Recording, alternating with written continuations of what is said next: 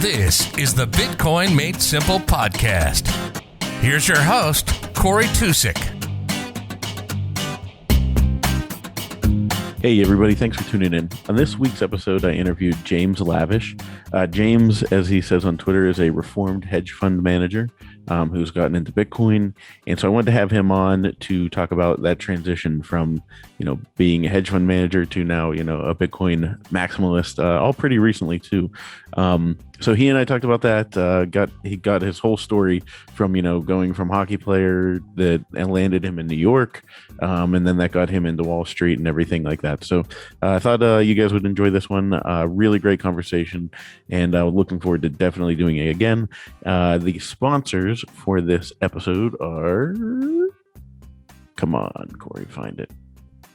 Oh, Cory Cutbucks. He's going after the money. Can't find the ad, though. Okay, here we go. Need Bitcoin support? Book a one-on-one video call with a pro on Coinbeast Connect. Ask questions about mining, self-custody, multi-sig, how to run a full node, how to set up the Lightning Network, and how to accept Bitcoin payments. Simply go to coinbeast.com, select a pro, and find a time when you're available. It's that simple. Learning about Bitcoin has never been easier. And that's also brought to you by Movies Plus. Movies Plus is my streaming platform. Go to mymoviesplus.com or in the app stores, just search for Movies Plus. You shall find it there. You guys get a free 30-day trial. So I got it out that time. Usually I've been saying 3 30-day trial, but you get a free 30-day trial. We have, I think the Bitcoin documentaries actually just got delivered to us. So they should be up there by the time you listen to this. If they're not, just keep checking. But we'll have at least 3 or 4 Bitcoin documentaries to check out, and a lot more coming on as we go. So I hope you guys check it out and hope you guys enjoy this episode. Reach out to me via email, bitcoinmadesimplepodcast@gmail.com, or on Twitter @Cory_Tusick. Thanks. All right. Got it. And so we're going to have the first Bitcoin hockey team.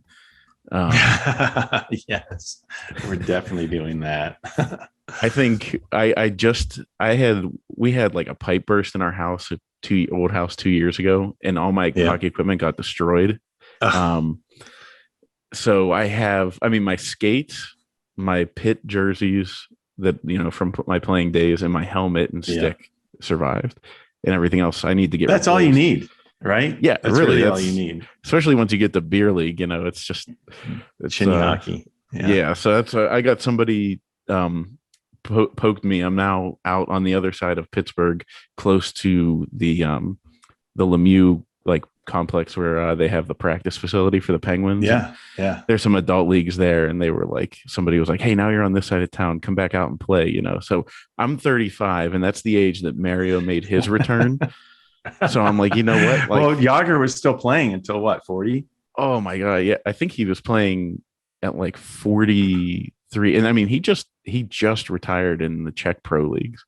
That's ridiculous. He's an animal. He's a monster, absolute monster. Yeah. So how intense is it out there? Because I've tried, and I've played some adult league before. Yeah. I did it in Dallas for a while. It's super intense, and I would just say this is not the Stanley Cup, guys. I've got to go to work tomorrow. You're getting in fights. This is crazy. So it gets a little intense. Right after college, when I graduated, somebody was like, "Hey, come play adult league," and like I mentioned before, it was, D1 club, and it was pretty, serious competition. You're going for a national championship. You're playing against a lot of guys that, maybe were on the lower rungs of juniors and stuff like that. Yeah. And so we went straight from that to playing in this adult league, and I stole a puck off a guy, and he threw a jab at me because he was mad. And I just blew my lid and just started fighting. And so I kind of had to take a breather. I told my friend, I said, "All right, look, I appreciate the invite, but I'm going to let this simmer for a little bit." So I think I took 2 years off, and then I got back and I was in chill mode. Now I'm like you, where I'm kind of afraid, not that I'm saying I'm the best hockey player in the world, but what it's like whenever you played at a somewhat serious level and then you go to beer league and you're I don't want to show these people up. Yeah. and then get some guy that's like, some like, police officer like trying to fight me, or something some punk or, yeah, exactly. It can be fun. It can totally be fun. But like you said, yeah, there's a couple of people in there who just they didn't get to where they wanted to be, so they take it out on you there. Exactly. Exactly. But I'm way older. I'm way older than you, so I'm not going to be playing any beer hockey league anymore. Not anymore. So I mean, I'll play for the Bitcoin tournament. Yeah. Well, we should have to set something up. I think it should be like a Can-Am game or something like that. We'll see if we can, get in. We've got to have enough Americans. Canadian. Yeah. I've got a few Canadians that I know already that play. So a couple of Yale hockey players that I probably don't want to play against now because they're so much younger than me. But that'd be fun. I think all for charity. It's all for charity, right? So yeah. I think we could definitely set that up in Miami if you're going to be at the conference. Yeah, I'm going to be there. Yeah, that'd be awesome. We should definitely set that up, and that would be I need to get in better shape too because we just moved, and one of the first things that my wife packed was our scale. And so it's the last thing that comes out, right? I know. And like I literally just found it, and we put it in the bathroom, and I was like, whoa. Like that, I mean, losing your scale, and we packed it. It was like a week before Thanksgiving is when it got packed. God. And I remember thinking at the time, if you ever seen the movie Just Friends with Ryan Reynolds, where he has like the fat suit on at the beginning, I was like, this is how I'm going to look at the end of this like holiday season with no scale to like keep myself in check. And and the pandemic has not been, I mean, I don't want to talk about the pandemic, but it has not been friendly to people. It's just been like, it's not good sitting around the house for months at a time. So yeah. But and I have to outside of doing that, I'm taking my boys to a pit hockey game, and cool. They're like 6 and 2, and they're like, the older ones like kind of can't believe, like he thinks it's like NHL level, which is not, not at all. It's hard to tell though. Yeah. And in his mind, he's like, he would go like, I forgot you played for them. Like that's crazy, and I'm like, really cool. It's not that, I mean, Dad's cool, but like, Yeah, exactly. So anyway, That's so good. I did, looking into your past, I mean, before we get into all the Bitcoin and business stuff. So you mentioned Yale players, and you were a Yale hockey player. I was, yeah. And you played from like, probably like me ever since you were a little kid. So I actually got drafted. So tell that whole story. Yeah. So I'm actually a scrappy kid from upstate New York, not too far, maybe probably 7 hours from where you are. And I probably played hockey up there a lot. Yeah. North of Albany. So that's what you did up there. I mean, I had a rink in my backyard. Just watching the Olympics just makes me remember all those years, because now I'm in Vegas and we don't see snow ever. I mean, I can see it in the peaks of the mountains, but we never get here. So but yeah, so that's what we did. I played a lot of hockey growing up. And it's funny because I saw one of the questions that hit that thread that somebody wanted to ask why I played hockey instead of baseball. I mean, like the obvious answer is, well, hockey. But no, the funny thing is my dad was a baseball player. He was a big athlete, and he was a first generation college guy. His second generation American he's 100% Russian actually. Oh wow! And so and he ended up playing baseball all the way through and tried out for the New York Giants before they went to San Francisco. So he wanted me to play baseball. We played baseball a lot growing up. Mm-hmm. And by the time I got into high school, I wasn't that big of a kid, but I played catcher. And so I was good enough to get a little bit of attention from colleges, and they started sniffing around, and Princeton and Dartmouth were talking to me. And I thought, well, this would be incredible, being able to use a sport to get into a college. And then, and I was 5'4", 5'5" at the time. And then that summer, right before senior year, I shot up. I mean, I grew like 5 inches in less than a year, almost 6 inches. It was crazy. And So now I was suddenly a 6 foot, still a skinny kid, high school kid, going to my senior year. And then I started getting attention from colleges for hockey, and which was great because in all honesty, I was so much better at hockey than I was in baseball. And I mean, baseball, you have to be better than 99.999% of the people in the nation to get to college, right? And there's something ridiculous. And in hockey, it wasn't, at least back then, it wasn't quite as competitive. So I was able to stand out, and at least, especially as an American. And so, yeah, I played all the way through college. I got into Yale. They don't have scholarships, but I certainly would not have gotten into Yale without that. I mean, that was that was kind of my hook, something I could offer them for the exchange of an education. So, and so right before going into my freshman year of college, I got drafted by Boston Bruins. And so what was that like? That was crazy because I didn't expect it. I mean, was not on national registry. I was not. It's kind of a funny story. I actually was. So when you play that level of hockey, at least back then, you train during the summers by playing in these tournaments and in these specialty leagues, right? And so I was in this league, and I was put in tier 2 in Division 2. Yet I was heading to a Division 1 school. And so my dad kind of nudged me. He's like, you should be in tier 1. And I looked at tier 1. They had like Jeremy Roenick and, guys like Billy Guerin and Tony Amonte and the NHL players from Boston that were already playing in the NHL. And so I was like, Dad, I mean, these are really good players. And he said, just try it. So I called up, and I got the head of the league, and I talked to him, and I petitioned, and I said, well, I'm going to Division 1. And so I should be in this league with the other Division 1 players.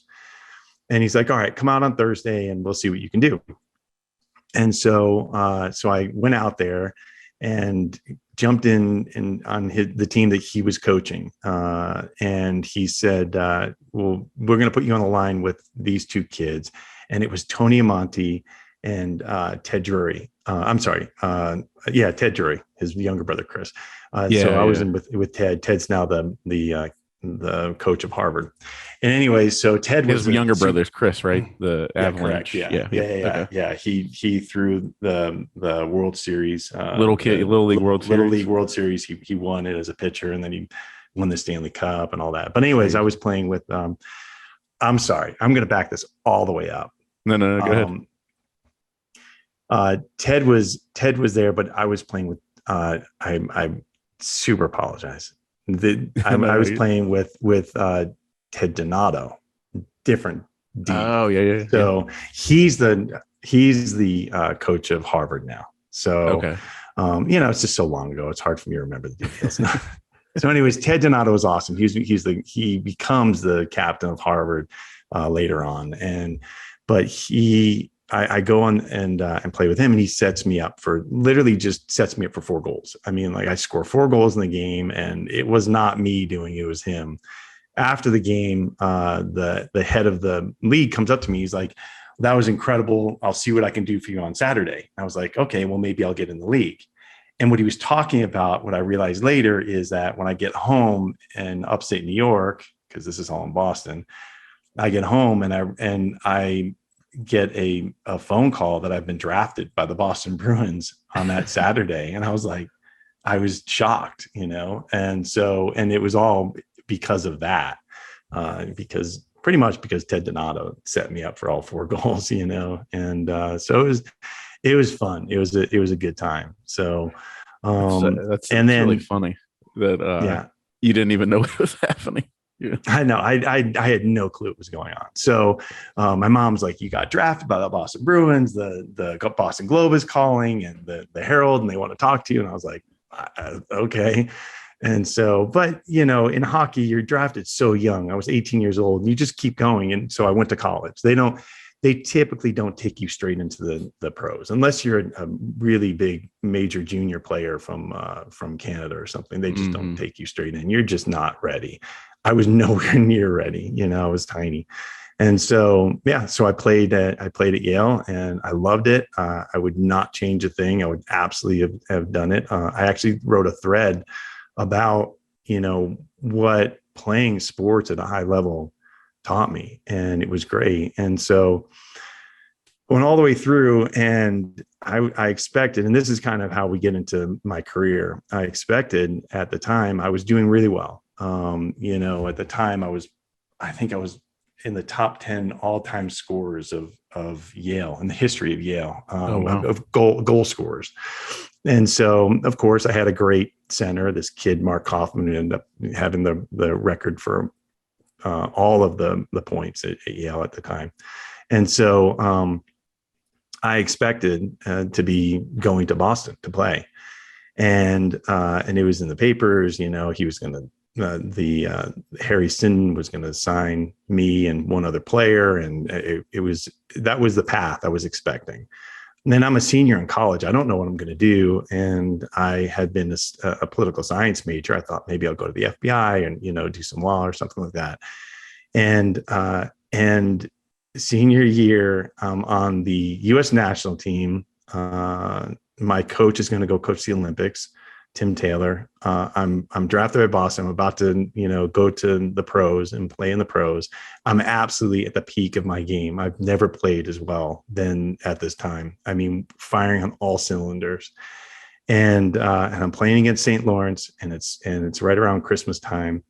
And I get this pass from behind the net, just a typical breakout pass. I'm going up to the right-hand side of the wing and against the boards, but just far enough away from the boards that my body's going to take an impact of a hit. And I might take one step with my left foot. It hits a groove in the ice, and I get hit in the knee, and I blow out my knee. And just like that, it's over. Everything. Perfectly bad timing. I mean, like, it was the worst timing that it could have been. And so at the time, I didn't realize how bad it was. I thought that I just torn my MCL, but I had torn my ACL probably about 85%. Wow.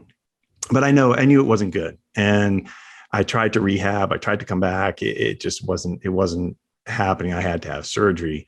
And I knew it. But in the meantime, the Boston Bruins insisted that I leave school and come play for their minor team, the Providence Bruins. And they wanted me to come play there to kind of prove that I was okay and to prove that I was serious about playing pro.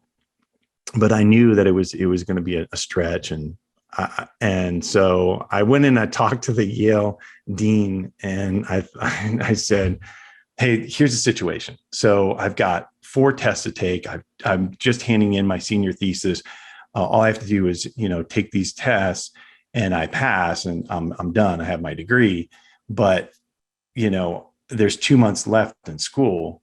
Boston is asking me to come play with them, and I could leave school and then come back and finish later.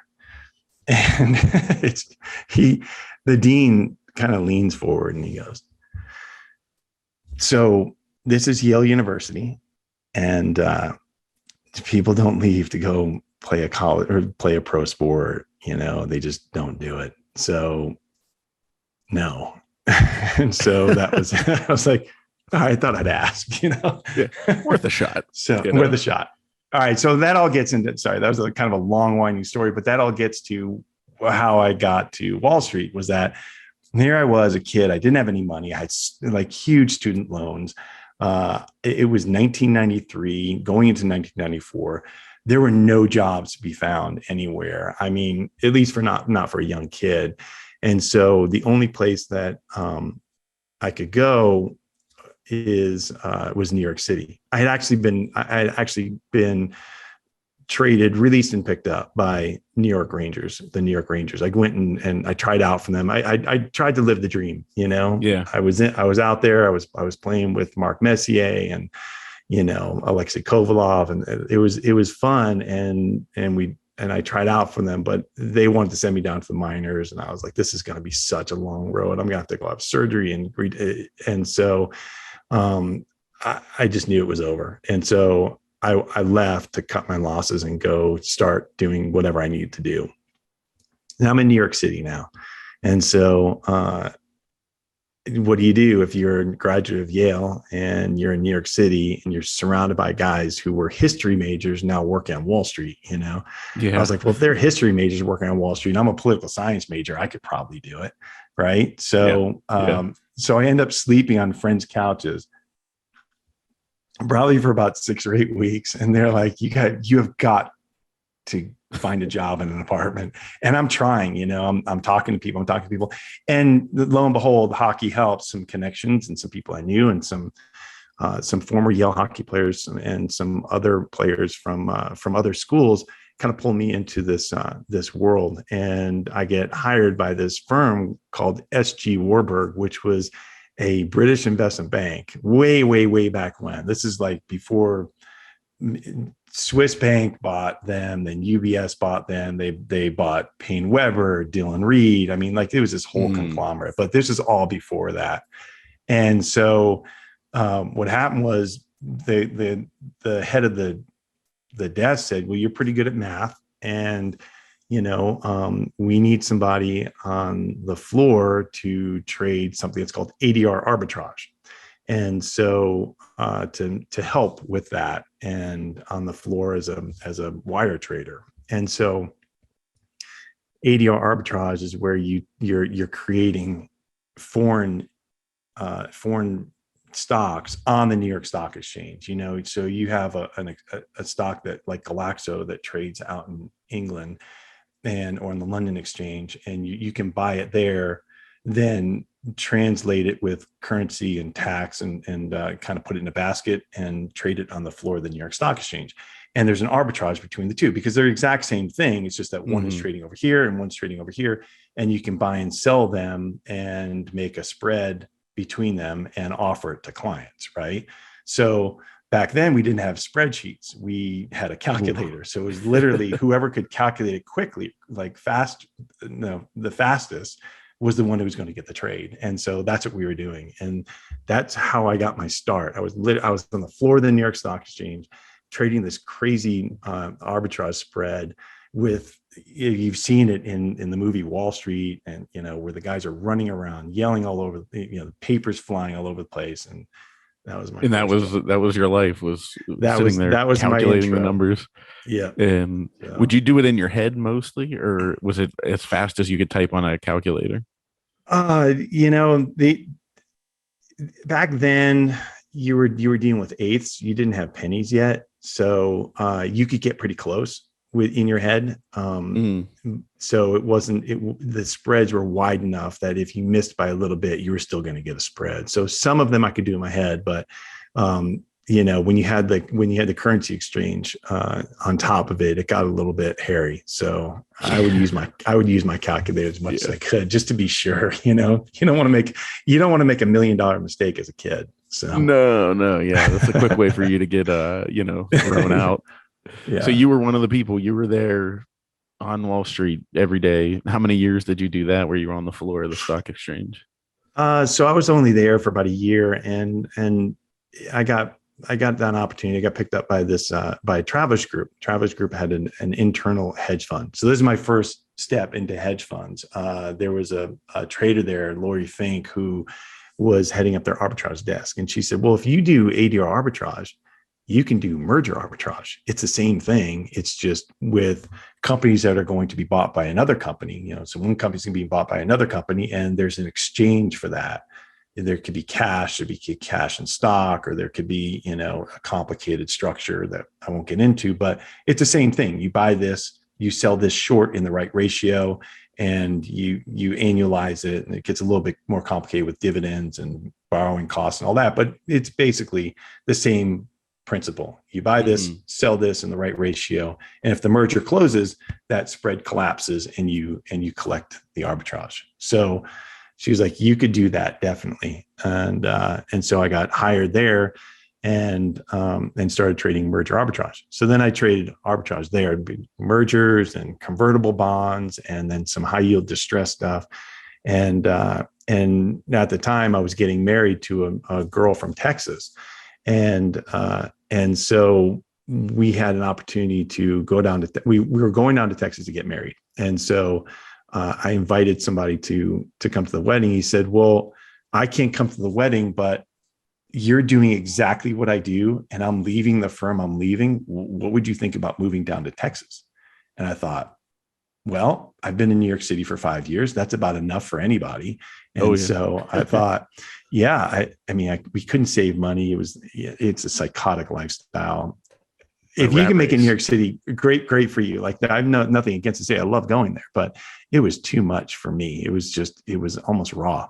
So I was like, yeah, I could use a downshift in lifestyle, or upshift in lifestyle, downshift in pace. And so, so I started working for this hedge fund out there called Carlson Capital. And I'm just rambling. No, go for it. So. Yeah, that's great. I love. If this is boring, we've got to cut it up because I'm. No, it's not because I think all the Bitcoiners kind of have their own journey.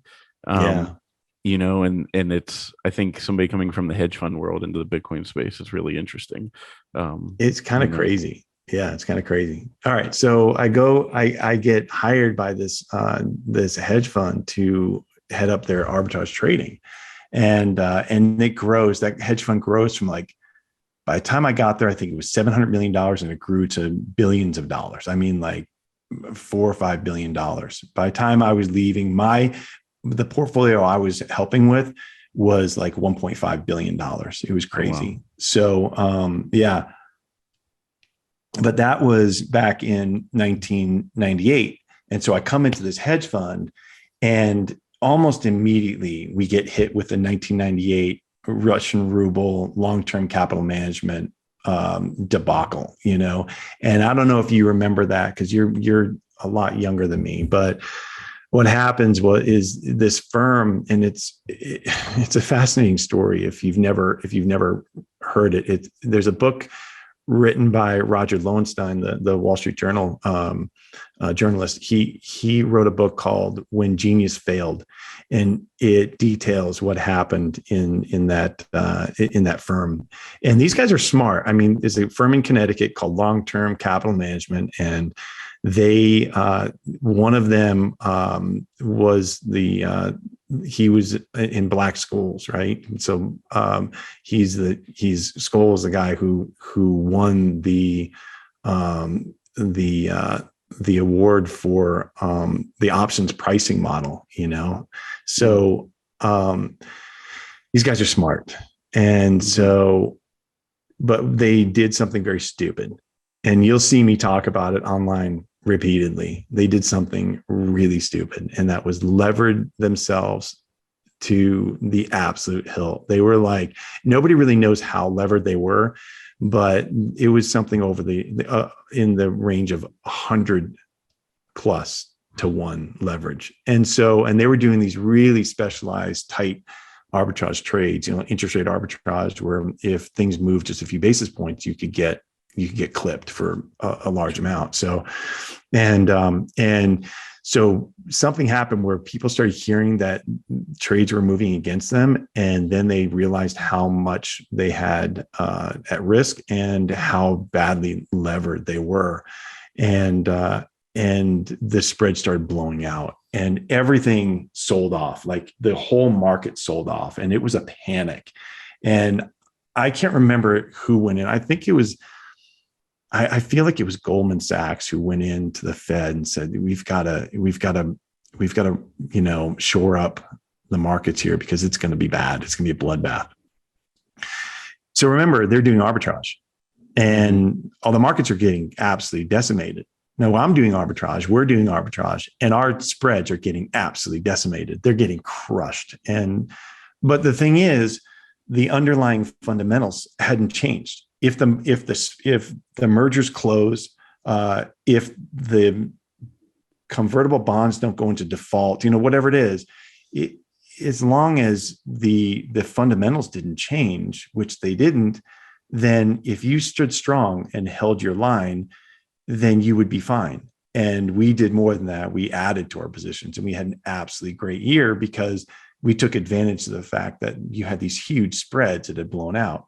Well, that's the first, that was my first taste though of the dangers of the capital markets, and, and how badly the markets can react to over leverage. So you'll hear Greg Foss talk about this too. We've talked about it at length, the two of us.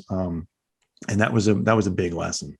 So that was the first one. So you'll see me online all the time, be careful with leverage. You're going to get your face ripped off. So, which is a very important lesson for a lot of people that get into Bitcoin. They need to continue to learn that, not just learn it once, Yeah. I mean, it just blows my mind that you're using this underlying holding, we'll call it security, even though, Bitcoin is its own asset class, but we'll just call it a security. You're holding the security, and then you're using it as your basis to lever against. And so as that basis moves, it doesn't have to move that much for you to be in the red. And so people continuously play that game and just get, I guess the word on Twitter is wrecked, right? So, yeah.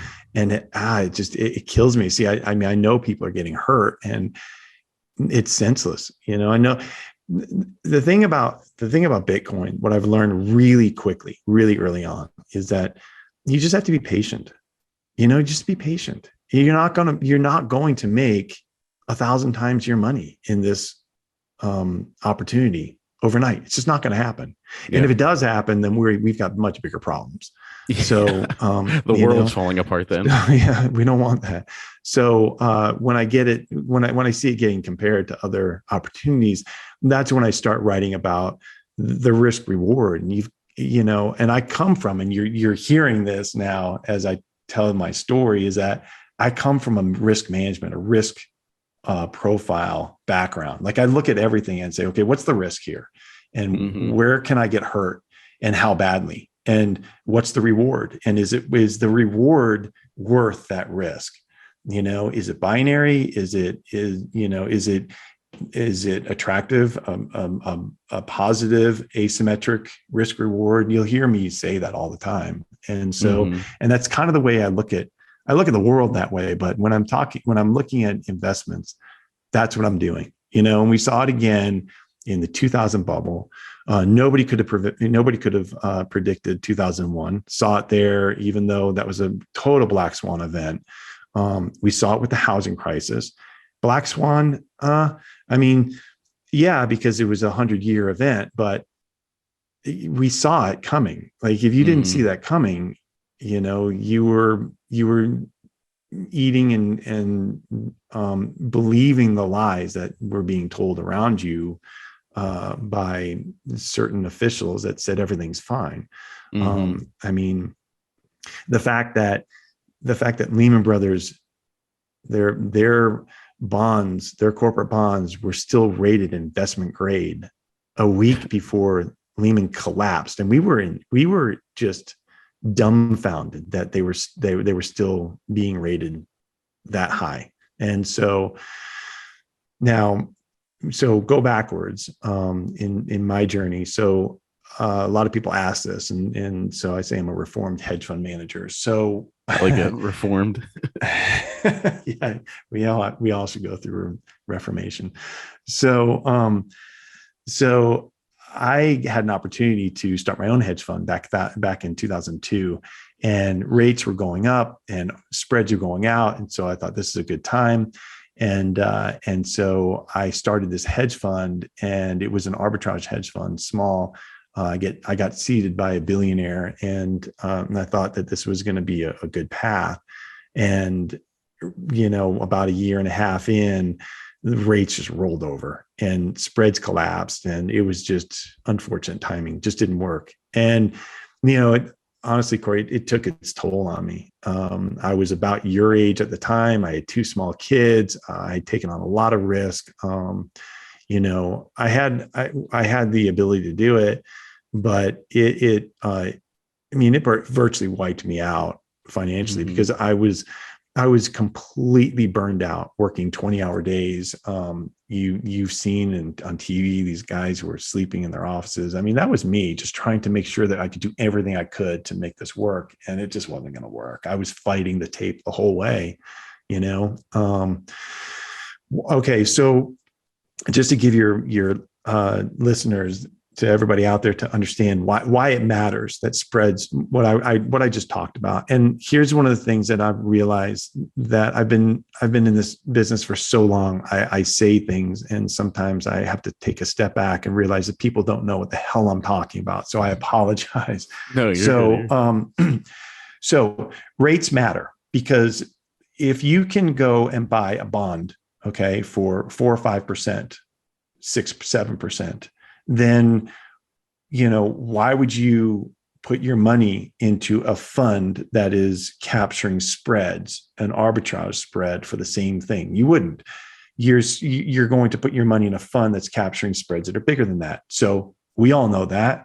And so if you're trading an arbitrage fund, you're not going to squeeze the spreads down to less than Fed funds. You're going to add some sort of multiplier on that, 2 or 3 times Fed funds, or it moved to LIBOR plus 300 to 500%, something like that. So that you're going to make a spread. But when spreads collapse to nothing, there's nothing to there's nothing you can offer the people that want to move their money to a bond. What are you going to offer them? 2, 3, 4%?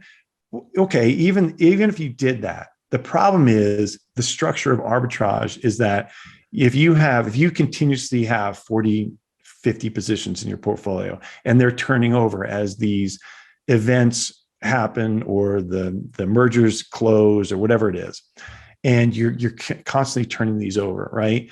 Well, over the course of the year, you're going to have 4 to 5 that just blow up, that the merger falls apart, whether it's because of financing, the DOJ, or the FTC blocks it, or there's some sort of material adverse change that wasn't carved out in the merger agreement. Something's going to happen, and you're going to have a few blow up. Well, when they blow up, you lose 20, 30, 40, 50% of your capital like that in that trade. So if you have a 2% position in it, well, you've just lost, probably 0.5% on your portfolio, right? Yeah. So if you're trying to capture 3% for the year, did Siri just cut me off?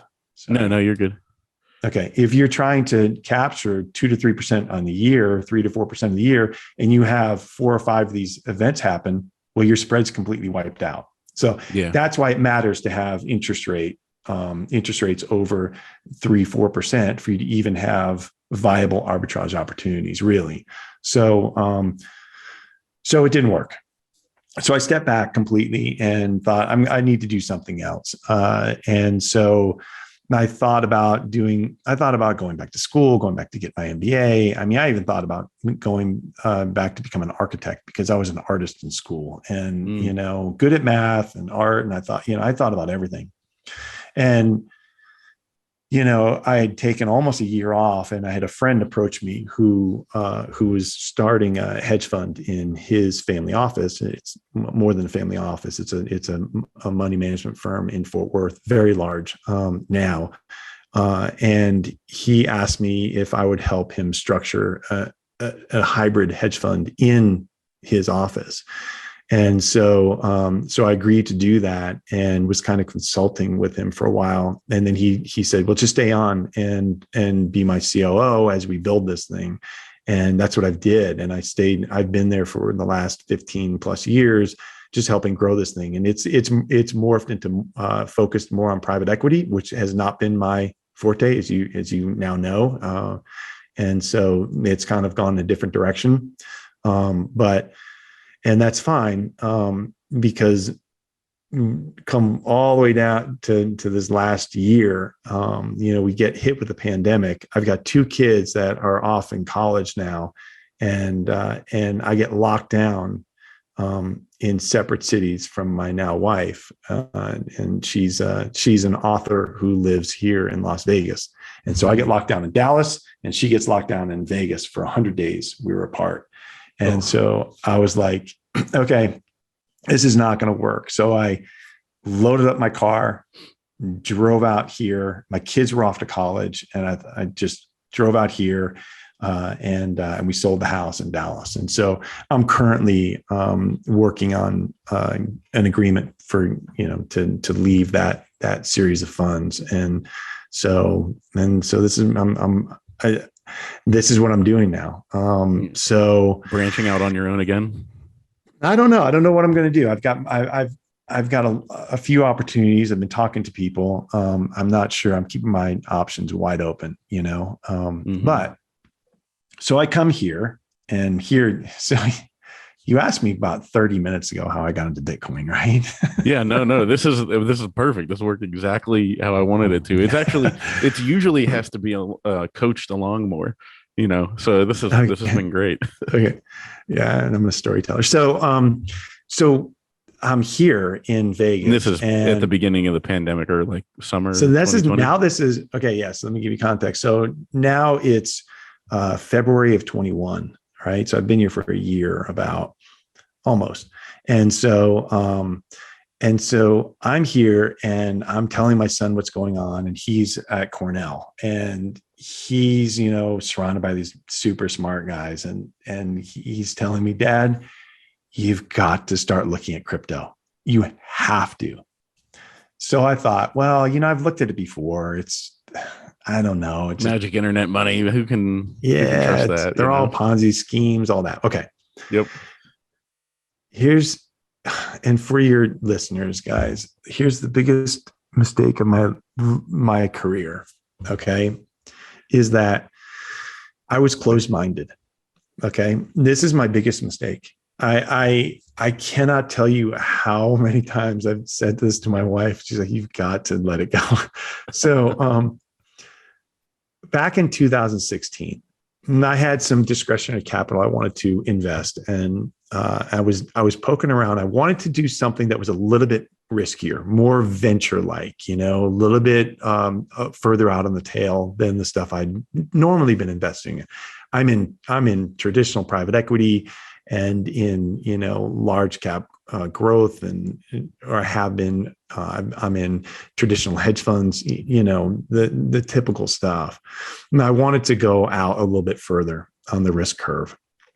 And so I had heard about this Bitcoin thing, and I thought, God, this thing is really, it has staying power. I mean, it's like almost $4,000 now. I couldn't believe it. I was like, God, I can't believe this thing. So I go to, as you do as an institutional investor, I go and ask the experts in institutional investing, the guys who are covering like the technology and that world. And I said, what have you heard about this Bitcoin? Like, what do you know about it? And like across the board, I mean, there was not one person who even gave me a sniff, except for one guy in my office who said he bought a lottery ticket in it, basically, Mm-hmm. And I was like, every single one across the board said, total sham. Do not even don't even think about it. There's no underlying fundamentals. It's a Ponzi scheme. It's internet magic, internet money. I mean, everything you heard. All the things. Yep. All the things. And these are smart guys. I mean, these are not dummies, but they're so entrenched in that world, they couldn't step outside and think about it. So I just missed it. I didn't look at it. So now come full circle, and my son tells me almost 5 years later, he's like, Dad, you have got to look at this Bitcoin, or in crypto. And I said, well, okay, anything in particular? He said, I'm really looking at Ethereum.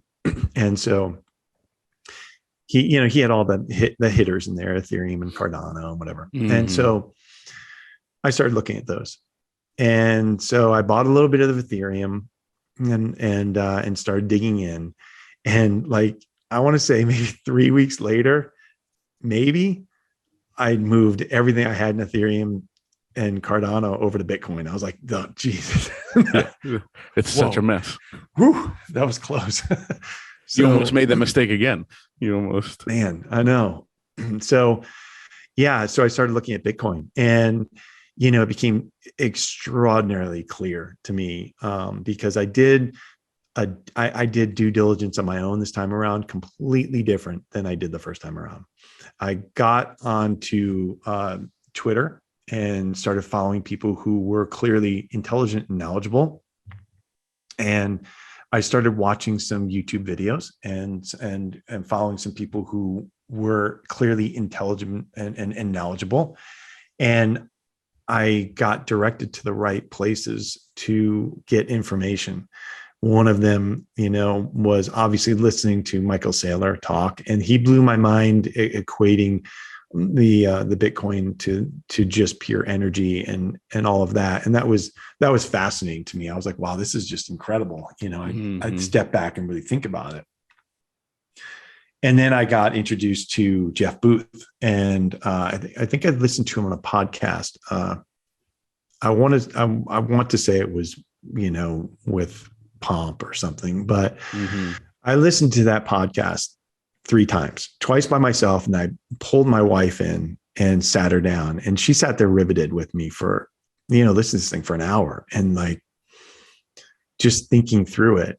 And that was it. I mean, that was it. I thought I've got to really dig in deeper here. And so I started buying some more and got on Bitcoin Twitter, and you know how that happens. Oh yeah. And I just go in and I've been there for maybe a couple of weeks. I've got, 500 or 700 followers, and they're all writers because of my wife, she's a published author, so like everything for social media for me up until this point has pretty much been either just sharing some of my photography or, helping her with her, writing and that community, or actually just tagging along to listen to what they're saying because they're so smart. And so I jump into Bitcoin Twitter, and on a Saturday morning, I'm just listening to this conversation about pricing, and somebody starts talking about, well, when are the institutional investors coming? And I thought, well, I have some intelligence about that, but this is interesting. I want to hear what they have to say. And next thing I know, I get pulled up onto stage by the 2 moderators, and they said, so we were looking at your background on your bio, and it says that you're a reformed hedge fund manager. So what do you think? I was like, well, here's why hedge funds it's taking so long, And so immediately overnight, I just start getting connections from everywhere on Twitter. And it was awesome. I mean, it was unlike anything that I expected, because I thought, Twitter was all just political garbage and, you know what I mean? And so I hadn't really seen it as a tool for business connection, and for business intelligence or intelligence or investing intelligence. I thought it was either fast money or I was ignorant. So, but that's been an absolutely great place for me to meet a lot of people. I've met so many people and have been shown a lot of opportunities and talking to a lot of people about opportunities now just because of Twitter. And I mean, I met you there. So, I mean, obviously that's how it works. It's weird how that has played out, because I mean, like, I have my, real life friends that I've known since, school and, grew up with and everything like that. But then all of a sudden, I spent a lot of hours this summer on Twitter Spaces. So now it's like all of a sudden I have my Bitcoin buddies around the world, and it's kind of crazy, this community that comes around, and it's cool because they keep you in check. I feel like, they're super generous, but also super honest. Oh, they'll tear you apart if you come in. The moment you want to start, shit coining, they'll jump all over you. With good reason, Yeah. I mean, and I that is fair. It is fair. There's a lot of scams out there. I mean, it's just reality. And unfortunately, the platform allows for that. Yeah, they could fix that, but one of the things you touched on with the energy part, I think that's one of the things that blew my mind and really connected the dots for me. Because first it was like, well, it's backed by nothing, and so why does it have any value just because people say it has value? And then I kind of had like the Jordan Peterson moment. I'm sure you've seen his reaction whenever he connected the dots that like you could transfer you could monetize the energy that would be wasted somewhere and like move it elsewhere. And like, the energy money light bulb went off and he just was like, I'm having a hard time wrapping my head around that. And like, I kind of had that same moment where I was like, wait a minute. So you think when you were hearing Michael Saylor talk about the energy aspect, is that something that really clicked for you? Yeah. I mean, just, you get taught classically how the world works. And we didn't really have hardcore finance classes at Yale. We had some econ classes and stuff like that, but, like one investing class I took, but really just pulling back and understanding how your work is you are exerting energy, and for that you're helping create something. And if you have an employer, you're helping create something for them, and they get the lion's share of the benefit for that. But you get in return, you get surety of a constant stream of income, or at least a predictable stream, unless you get fired or something. But if you're doing your job, you get a predictable stream of income, and that's a trade-off. So you get some safety of predictable income, and they get your energy to help make this thing, and they get the lion's energy of it, or the lion's share of it. But so your energy was turned into income. Now, the thing was, I never really thought about how inflation was bad. Never really entered my mind. It was the natural way. It's just the way it's always been, whatever, for me. It's crazy how that is for all of us. Like, I mean, you just literally are like, yeah, prices go up. It is what it is, Yeah, it is what it is. And so, and also, I mean, fully transparent, it's benefited me. I mean, I have investments. It's been good. And then I realized when I was listening to Michael Saylor, how absolutely wrong it is, how unfair it is, how it really hurts people who cannot set aside discretionary income for investments. It's in buying assets that will actually inflate along with the dollar deflating. So when I heard about that, and Michael went into the transfer of energy into this internet magic money, into Bitcoin, and how that being anti-inflationary can actually help protect the energy that you've exerted without you having to worry about putting it into a bank account that has a low savings rate that doesn't even cover inflation. That really hit home. And it's like, okay. And then it wasn't as much for us here, because most of us are on the right side of the world, being in the US dollar. For better or for worse, I mean, it's just what it is. It's the strongest currency, right? So we've had that benefit. But if you're in Venezuela, and you're in Lebanon, you're in a world of hurt. You're in Cuba, you're in a world of hurt. And and so this is something that can actually help you. And then when you think about people here who are sending money back to Mexico, they're using Western Union. I mean, like, it costs a lot of money. It takes so much of their energy just to transport it.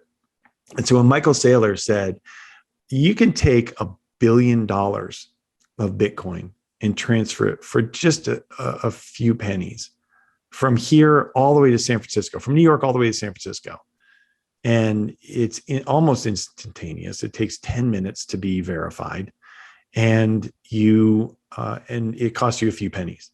If you wire that, it's going to take you a long time. It's not going to take a day. It's going to take you a few days to wire that much money. It's going to take, over a day, right? Because between the paperwork and the verifications and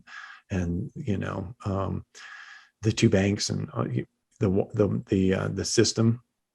So that's another way. But if you want to do that with gold, and he started talking about doing it with gold, it was like, that just sounds absurd, I mean, putting all this stuff on the boat, having the security, the amount of energy it would cost just to move it, I mean, it's if you've seen the movie Tenet, no, I haven't. It's funny. One of the things that happens in the movie, it's a Christopher Nolan movie that, but the guy's like collecting gold bars and like pallets of them, and he's like in the middle of the ocean at one point, and like there's this huge shipment. And I remember just sitting there thinking, like, boy, that's so much energy just to get that value. Right. And now it's just sitting there, and he has to transport it somewhere. Whereas like with Bitcoin, you can just do it with words in your head, like exactly. And exactly. Yeah, it's just to me, it becomes, and this actually goes to what Daniel Prince's question was. But to me, it's become like, and I'm not a hedge fund manager. I'm not an investment person. And also this is not investment advice, but it just is risk off, because the simple math of the percentage of Bitcoin that I own doesn't change unless I sell it or buy more. And and so I just it's risk off in that aspect to me. And me in my 30s, I basically looked at it as like, all right, that's my retirement. Like I got 30 years till I'm gonna retire. Like I don't know if Social Security is gonna be there whenever I retire. So like, I mean, that was my story. I dumped it all. I took the early withdrawal hits and everything, like from whatever little I had saved in 401ks and whatnot. I was like, I'm done. I'm out. And I pushed it all in. And so for me, I'm like, okay, yeah, in 30 years, this is definitely protected. But for you, when did Bitcoin become risk off? Well, and that's it, right? So, and it is risk off 100%. And right now it's not being treated as risk off. It's being seen with institutional investors as risk on, period. I mean, that's the way they see it. They see it as a speculative, every single time I say something that sounds anything like a certain word, an assistant pops up on my screen asking me what I want. That's so funny. Apple's killing me. Well, that's what you should. I had Laser Huddle on a Twitter space last night. I don't know if you've seen him on Twitter. Yeah. And I do like one weekly with Log Scale hosts those spaces. Yeah. And I was talking about like all the technology stuff that has us wrapped in, like this morning when I got in the car and Google popped up and was like, it'll take you, 8 minutes to get to the place you're going. And I was like, ugh! Like, how do you know that? That's creepy. Yeah. So totally like, I need to get away from these virtual assistants. Right. Exactly. So, but anyway, so this ultimate risk off. Yeah. So why do they see it that way? Well, they just see it as a speculative asset right now. Does it have staying power? Is it going? Remember that institutional investors, this is relatively new to most of them. And they don't see the difference between Bitcoin and Ethereum. They don't see the difference between Ethereum and Solana or whatever, because they accept in market cap. That's all they see. Because they haven't dug in and done the research, and they haven't investigated and done the work on why proof of work is different from proof of stake. And so once I did that, I saw how obviously it's completely risk off. There's a finite supply. It's completely decentralized. It's immutable. So because those transactions can't be changed, that time chain is secure and etched in granite. It's completely risk off. So until institutional investors realize that, and I mean broadly realize that, and start investing in Bitcoin as a store of value first. And I understand when Bitcoin maxis get irritated when people compare Bitcoin to digital gold, because it's so much more than that. That is true, 100% true. But there's going to be a stair step in my mind that you start there, then it has to get enough. It has to get enough market value, enough capital into the asset to have a ballast that dampens the volatility. And once it does that, then it goes to the next stage, right? But until then, it has to start there. So I think that this everybody says it. This year is when the institutional investors are going to come, but you're seeing it over and over again with, JP Morgan offering it to their high net worth investors, and they're going to open that up. KPMG Canada just added to their balance sheet. You've got Fidelity's talking about it, putting out papers about it. I'm getting a lot of notes now about Bitcoin from institutional analysts that I'd never seen before. And so does that mean that a bunch of capital is coming? Well, I mean, we're in kind of uncertain times here. It's still coupled to risk on assets. So I don't expect it to just decouple here,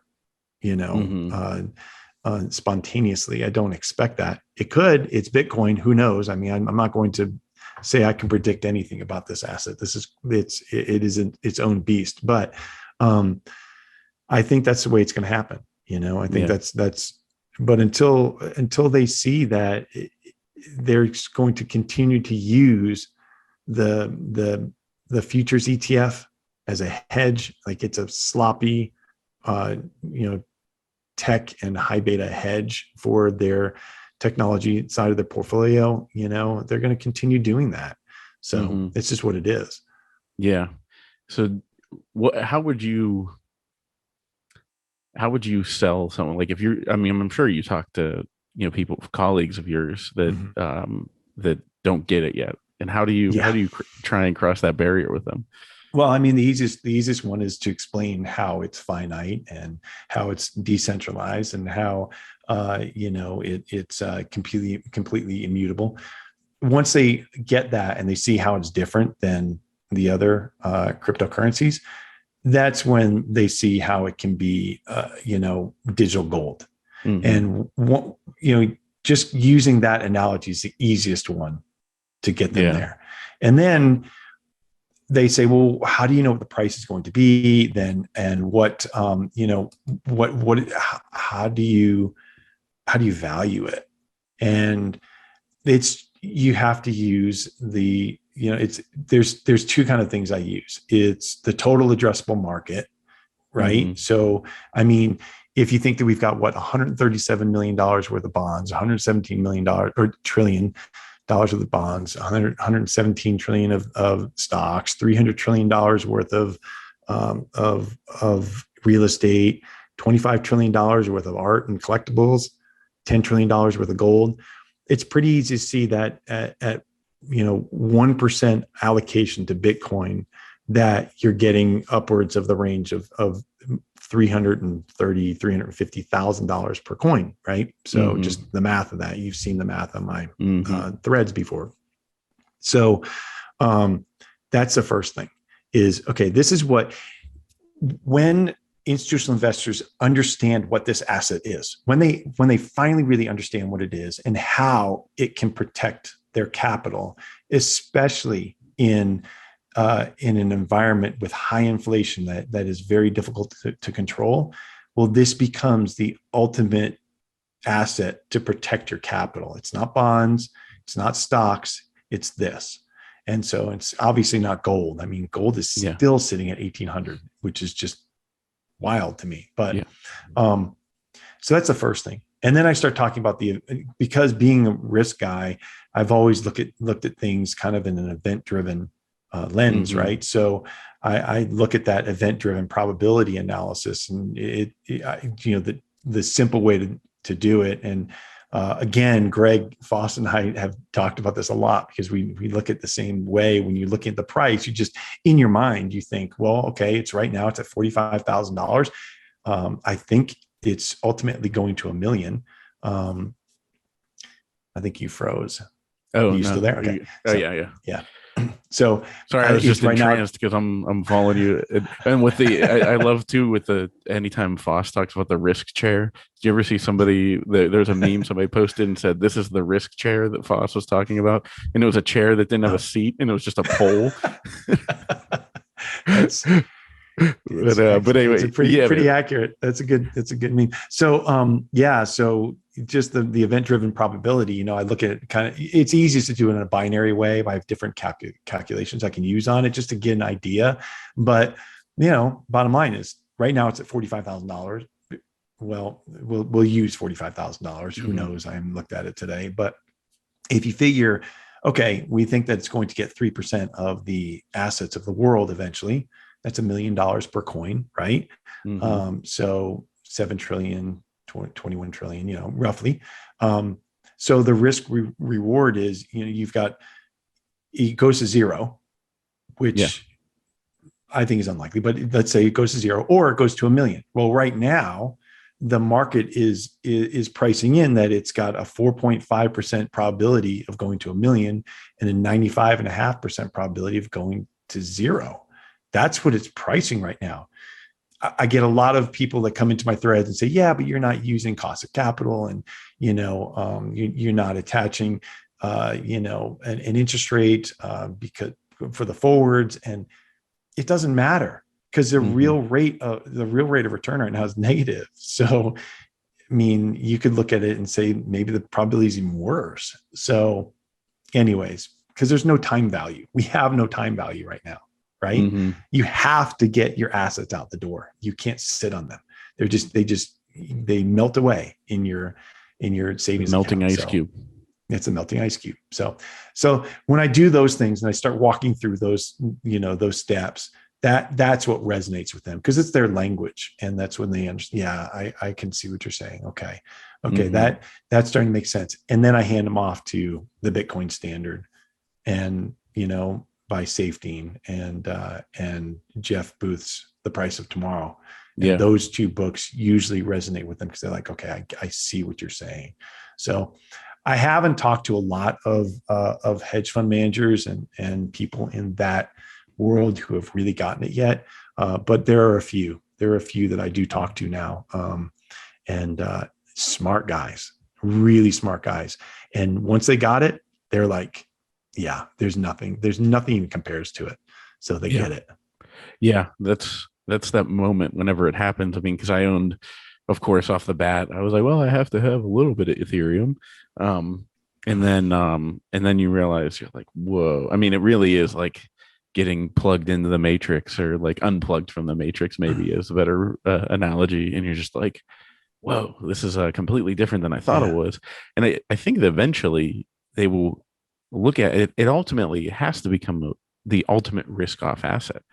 Like, for me, and like people like us, it's hard for us to not understand how people don't think that way right now. Yeah. But how far do you think, I mean, prognostications are, not worth their weight in, salt. So, but what do you think it's going to take years for it to become regarded as a risk off asset, like where people are, okay, we have our Bitcoin treasury. I mean, like you said, KPMG just put it on their balance sheet. So I don't know, maybe we're closer than I think, but I don't know. I think it has to do with just how much money is in the system, in the network. And I feel like it's going to be more like, it's going to have to be like $500,000 per coin for people to say, okay, it's not going anywhere.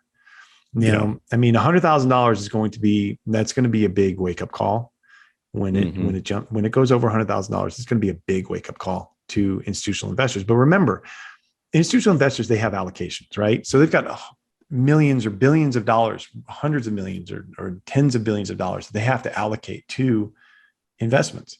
And so if they look at their portfolio and say, okay, I've got $1 billion portfolio and I need a 1% investment in something that's $10 million. And that's what they're thinking. And they look at the price of whatever it is, and they buy a certain portion of it. Maybe they trade it at, and try to average in or something, but they're buying it at the price that they've determined they want to start buying at. And for them, they don't care if it's $102,000 or $122,000. It's like, it doesn't matter. If they think it's going higher, they don't really care. It's not that they're not price sensitive. It's just that they're much less price sensitive than the individual investor who's looking at it every single minute and thinking, should I buy it 45,300 or 45,320? That's like to them, it's like completely inconsequential if they're buying at 40 or 55. It's like, okay, well, I mean, it's around here, and it doesn't, I'm not saying that they're not smart. It's just that they're looking at allocating assets. That's what they're looking at. They're not looking at it just kind of moving pieces around, on like a board, they're kind of filling gaps, Yeah. So it doesn't matter what the pieces are to them. No. Like, okay, so I think have that a gap here. Right. I believe that once it gets over $100,000, that there's going to be a little bit of institutional FOMO in there. I think they're going to go, oh God, yeah, now it's there, it'll probably run and then come all the way back down, then run. It's what Bitcoin does, so, oh yeah. I've learned my lesson, early on. I mean, I think it was probably like this time last year where I was like, it's definitely like, no doubt 100K, like it's going to be very soon. I got out over my skis and was, as far as, I don't lever myself or anything like that. And put myself in a risky position. But as far as talking about it, I was a genius because, I came in spring of 2020 and went all in, and I was a genius. So everything exactly. It all was going correct. And then, all of a sudden I experienced my first correction and I was like, whoa, this is different. And then, so I kind of like shut up then. And I was like, I'm going to just sit here and watch this play out. And then whenever it got back to the 60s in this fall and everybody was like, whoa, I was like, I'm going to hold on here and hold my breath and see what happens. And just going to stay quiet. Just get numb to it, and it's funny because I'm actually going to talk about this I'm going to do, if you're hearing this, then this is the episode after, but I'm going to just have because I've taken like a 4-week hiatus with everything that's gone on in my life. And, sorry. Yeah. And I think there's some value in Bitcoin helping you manage the ups and downs of life. You know what I mean? Like where it's like life can be volatile, just like the price of Bitcoin. And if you get to the point where like you're zooming out, I don't know. It's just, I feel like it's a good life lesson for people to be able to zoom out and not get so obsessed with the price. And the moment you're obsessed with the price, that means you're focused on the wrong thing. That means you're probably levered. You know what I mean? Right. Or you just have the wrong allocation or something. Yeah. And I can't, and that's, I have to be really careful what I say. I don't want to give any individual advice to anybody. I can't, you have to know what each person, but for somebody to have 40% or 50% allocation, and if they're 23, I mean, that's your risk capital. That's fine. It's whatever, you don't have any kids, you've got enough money in the bank to pay your rent, whatever. But if you're my age and you've got 80 to 90%, and it's like, dude, you got 2 kids in college, I think I just wouldn't feel comfortable with it. It's not for me. Now, maybe it is for some other people, and they just feel like I'm fine. If I lose it all, who cares? I'm like, okay, well, not for me, it's just different. So, but that's fine. That's fine. I have nothing against, all for it. If you have the risk tolerance and you don't have to worry about it, great, no big deal. So, but that's where I think mining will help kind of take off some of the, you're doing right by Bitcoin, you're in Bitcoin, but it's a good savings engine. You know what I mean? Like I look at it this way, like people were, let's just say, for example, for simple math's sake, say I owe 10 grand on my car. And it's like, I'm looking at my monthly overhead and like, I could bring my monthly overhead down by $500 a month if I just take this 10 grand and pay off the car. But you could take that 10 grand and buy an ASIC that's going to kick off maybe $400 in profit a month. So it's like, I don't know, maybe that's, it's You've like, maybe that's the smarter. You've clearly done the math. Yeah. Oh yeah. I've gotten, I'm ready to go. My biggest question is if I can, if I should buy it from the place I want to buy it from. It's a little bit of a better price, but it could get, it has to cross borders. Right. I don't know if I want to do that. Have you gotten into mining at all, or? I've been looking at it for the last few months. My prediction is yes, I will. It's just I'm trying to figure out the right spot and the right situation. I'm not going to be able. I can't do it here. I have to have it hosted. So it's that's my can't do it in challenge. It's not going to happen here, not right now. Yeah. So then the energy cost to the house is just not going to work. But there are other ways. My answer is yes, I will. It's a question of timing. Yeah. So, and I'm like you. I mean, it's good. The thing about mining is, and I did see somebody ask a question about mining stocks. I can't talk about individual stocks. It's just, I can't do it. And, I'm still employed, SEC, all that. I just can't. But what I will say is that, look, Valkyrie just had their mining ETF approved. And the miners, I mean, it's clear that there's a ton of capital going into this. Intel just announced they have their ASIC chip coming out. Yeah. There's a lot of capital going to these public miners. The interesting thing about it is that, like you said, you can get some recurring income. It's semi-passive. You don't really have to be doing much with it. You have to stay on top of the cash flows and the taxes and all that, but semi-passive, and you have an embedded call option in there, right? So you can sell calls and still have somewhat of a call option in there. You sell out of the money calls, and you're owning the underlying as it comes in. Then you can. Now, I haven't done this. I've got to do the work on it, but you can capture some upside.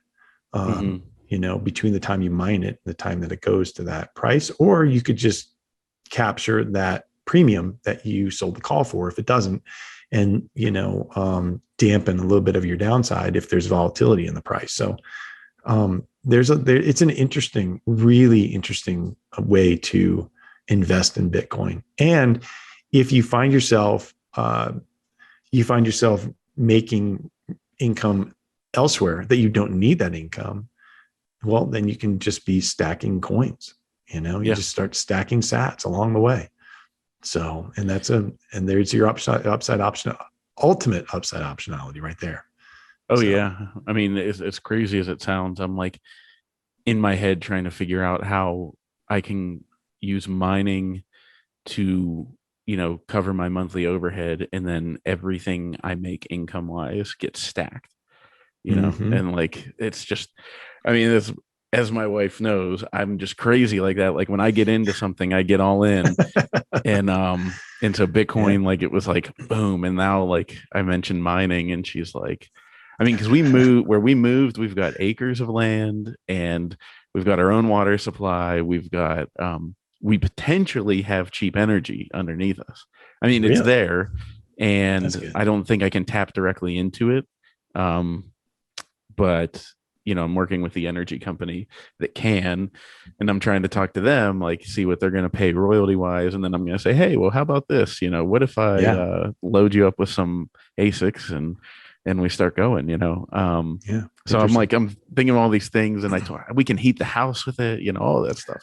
And she's just like, here's the next thing. Heat the house with ASICs. Yeah. I was like, I'm gonna get like 3 or 4 ASICs down by the boiler and just tie it in. Like we could tie it into the pool heating system, all that kind of stuff. Oh my God, seriously. Yeah. So yeah.